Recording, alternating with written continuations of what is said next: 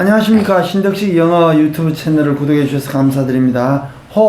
아직도 구독을 하지 않으신 분들께서는 빨간색 구독 버튼을 눌러 주시기 바랍니다. 물론 구독은 무료입니다. 오늘은 기안 개발자님 모시게 되었습니다. 새로운 복지건설 계획안을 개발하신 김연도 개발자님을 소개해 드리겠습니다. 네, 안녕하십니까. 김연도입니다.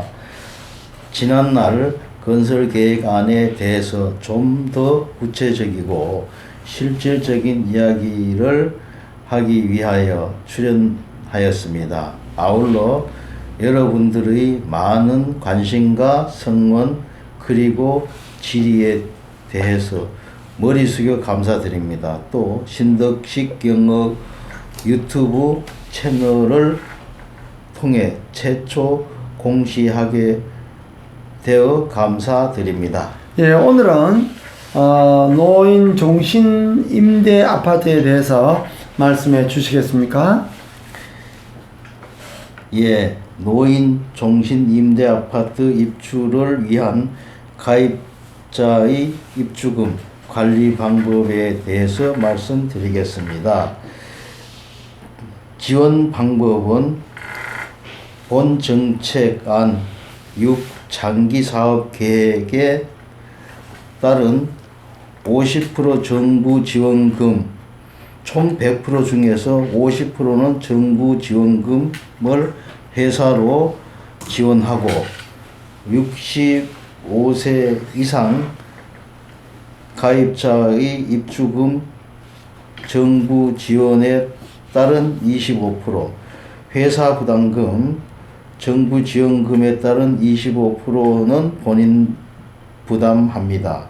즉 1차 입주금은 정부 계좌로 20년에서 50년 정부가 관리하고 65세 이상 가입자의 입주금은 지원금에서 회사 부담금, 본인 부담금 100% 중 40% 내 외국 차관 변제합니다. 예. 우선 사업 60대 이상 그 주거와 식사 제공 및 노후 보장에 대해서도 말씀해 주시겠습니까? 예, 우선 사업 60대 이상 주거와 식사 제공 및 노후 보장에 대해서 말씀드리겠습니다.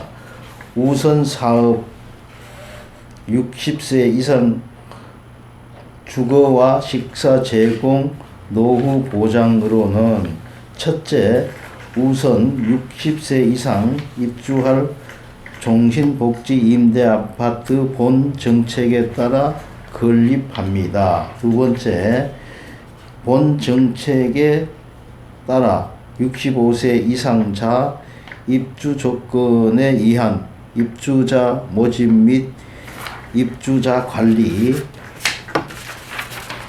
운영합니다.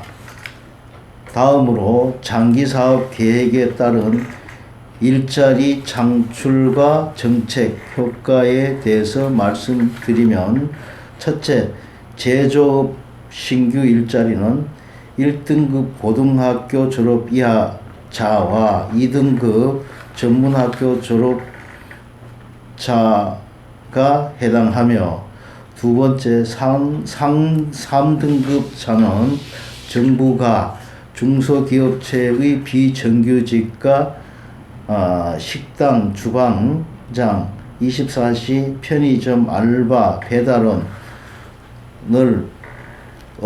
배달원을 업주와 협의하여 3등급자로 정부가 지정시 업주 부담금과 본인 부담금을 합의 후 지원합니다. 세 번째, 본 정책의 효과는 저소득층과 소외된 계층의 노후를 보장함으로써 사회가 안정되면서 저출산 문제가 해결됩니다. 따라서 그 비용 변제는 첫 번째, 정부가 외국에서 차입한 차관 중 오래된 순으로 차관 변제로 하고, 두 번째, 정부가 차입해간 차입금 변제 시 이자는 국고채 매입금으로 계산합니다. 예, 그러면 이어서 65세 이상에 대해서 말씀 또한 해주시겠습니까? 예, 65세 이상에 대해서 말씀드리겠습니다. 2차 정부는 65세가 복지아파트 입주하면 평생 입주금을 입주회사로 지급합니다.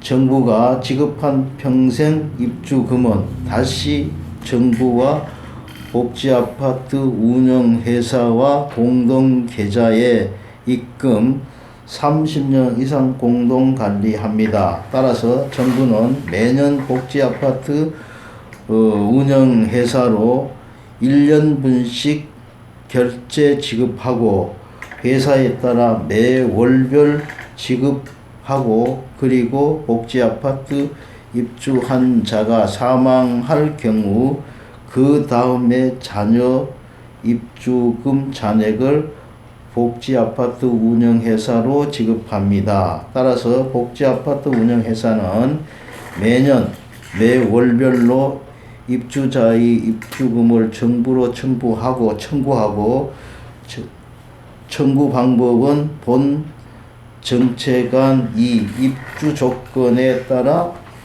입주금을 계산하여 청구하며 복지아파트 운영회사는 입주자의 입주금을 받아서 운영합니다. 예, 이제 주제를 바꾸어서 이 새로운 개발을 하신 개발자님의 소중한 자산이 만들어지게 된 근본적인 동기에 대해서 다시 한번 강조해 주시겠습니까? 예, 결국은 이 본 정책안이 인퇴하게 된 근본 동기는 두산중공업의 사건에서 비롯됩니다.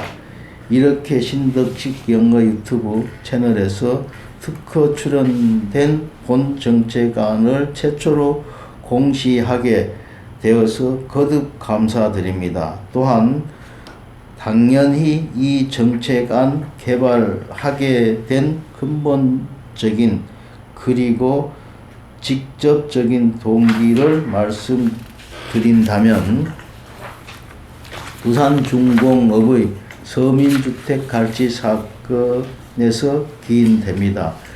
297가구의 주택을 빼앗긴 성수동 주민 천여 명의 피눈물 호소하는 장면을 연상케 됩니다.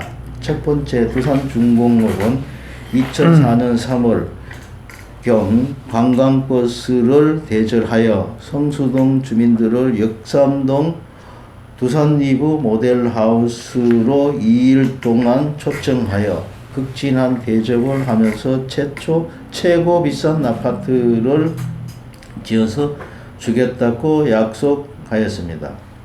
두 번째, 두산중공업 대표이사 강문창은 2004년 5월과 2005년에 걸쳐 등기 우편으로 책임질 것이니 안심하고 주택을 매각하라고 독촉장을 보내와서 두산을 믿고 조상이 물려준 내 집을 넘겨주고 이주비만 받고 13년째 떠돌이 생활하는 것이 명명백백한 것인데 이 거래가 불공정이 아니면 무엇이 불공정한 거래입니까? 세 번째, 두산중공업은 성수동 주민들 297가구의 보금자리를 사기로 빼앗아서 2017년 7월 두산중공업은 트리마제 아파트를 가장 비싼 아파트로 지어서 대한민국에서 가장 비싼 가격으로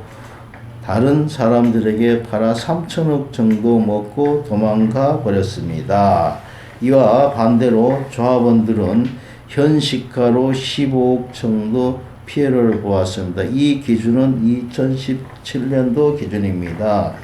네 번째, 하도 억울해서 공정거래위원회 불공정 행위로 신고했지만 문재인 정부의 공정거래위원회도 재벌들의 눈치를 보고 있습니다. 다섯 번째, 재벌 기업이 약자들의 재산을 갈취한 사건에 대해서는 대한민국 경찰과 검사님들은 정관예우의 압력으로 수사도 하지 못한다고 합니다.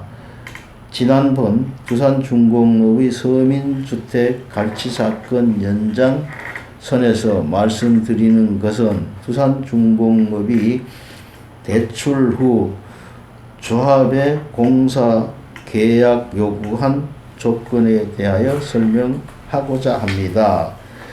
제조선 하해조서 관련 필요서류는 다음과 같습니다.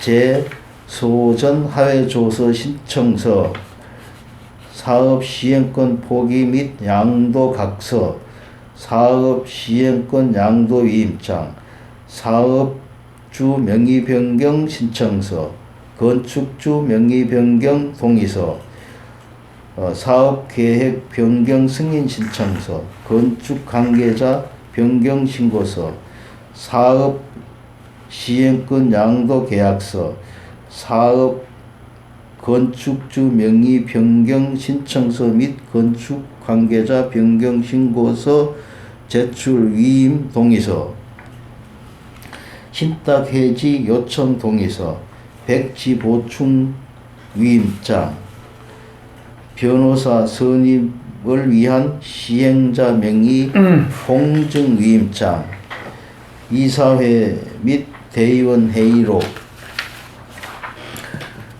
조합 총회 회의록, 토지 명세 등을 요구하였습니다. 부연 설명을 드리자면 두산중공업은 처음부터 성수동 주민들에게 조합 아파트를 공급할 계획이 없다는 것을 증명할 수 있는 제소전 하해조서 관련 서류와 대출 전 계약 조건, 대출 후 공사도급 계약안 제7조와 40조에 의해 조합과 소송하지 않고 제소전 하해조서로 소유권을 갈취할 계획이었습니다. 제7조라 함은 사업 부지 확보에 관한 것으로 조합은 2010년 6월까지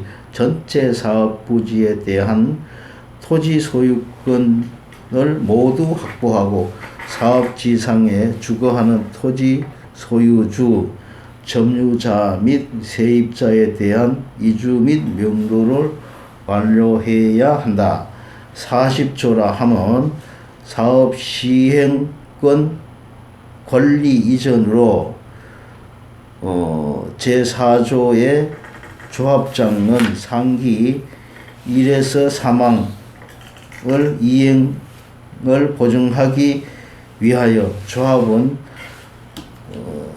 두산중공업에게 제소선 하해조서를 제출하여야 한다.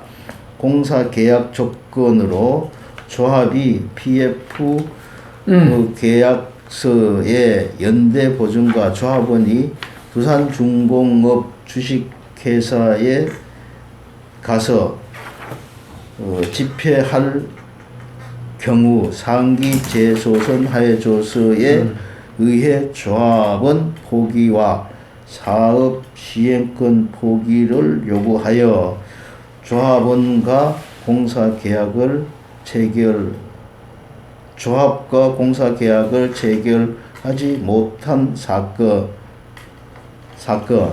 이와 같이 모든 것이 사전 기획된 사기 사건임을 보여준 것입니다. 예, 장시간 본 정책안의 근본적인 동기에 대해서 자세히 말씀해 주셨습니다.